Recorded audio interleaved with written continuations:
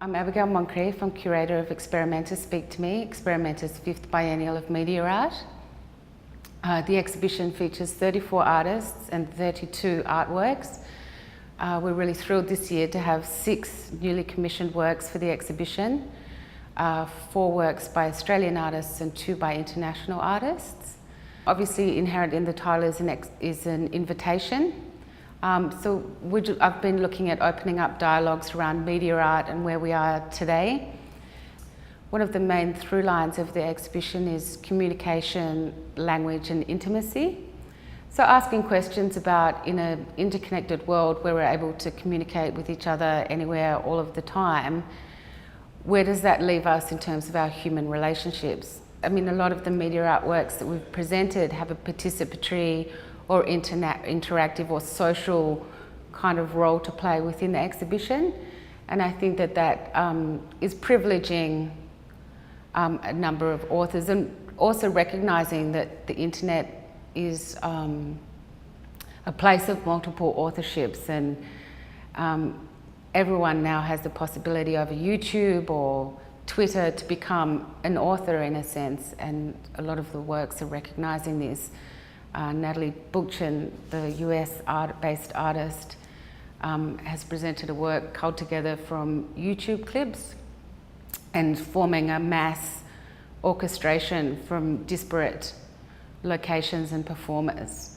And so it's a nice articulation of how group portraits can be formed out of people that are isolated. I think it's a pertinent area because if you look at political events in China, the Arab Spring, and how these kind of uprisings took place, and social formations and organisations of people took place online, and were able to subvert and connect and communicate with each other through these devices in a way that we've never really seen before. At the very same time, more in a Western context, more kind of in the way that I operate on a daily basis, social media can't be more used. But at the same time, it's well documented that there's a rise in loneliness or a falsity in that kind of communication. So a number of the works really bring things back to a more material aspect, or more everyday. A number of works deal with everyday materials and utilising technology in a very fluid kind of manner. A number of the works in the exhibition present use user-generated footage or existing footage culled from the internet. Belgian artist Johan Grimompres has made a work that utilises YouTube clips. They were recorded by the artist off the internet using his iPhone during the time of the March 2011 tsunami in Japan. So the work presents a lot of footage from that time. And he's overlaid that work, this compilation, and edited it together with a voiceover of a poem by Fernando Pessoa.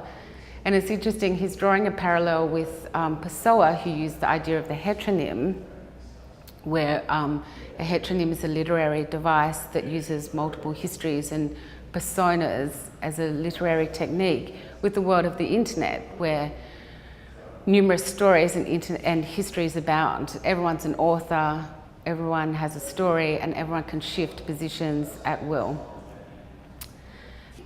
Katie Turnbull's work breaks down artistic sort of assumptions between digital and analogue, and how we can present works in those ways. And she's moving through history in her work, kind of contextualising an old early cinema technique into a current digital context.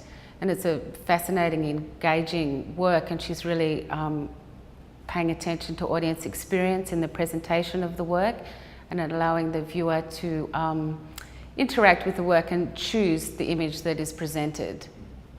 I think that she's updating a lot of old technologies in her work. I think Ryoko Aoki and Zone Ito have presented a fascinating work where there's 6 digital animations within the work presented across a variety of surfaces, across plywood, on paper, on monitors in a more conventional sense. And I think it's really highlighting that media arts is almost an an old category. I think contemporary artists nowadays are moving fluidly across technology, and I think it's no longer really about the medium, but the way in which artists use it.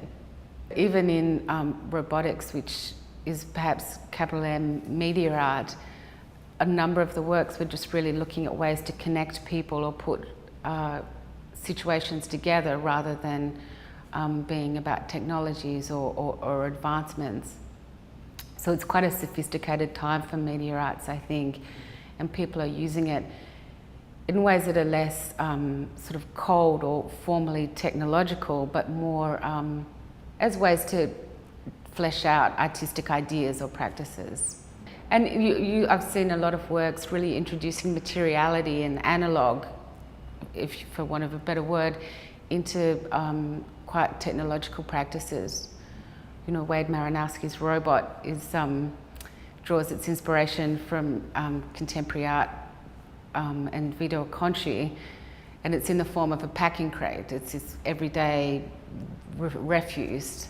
And so he's really refining his robotics, which are highly sophisticated, but presenting them in a very contemporary and historical manner all at once.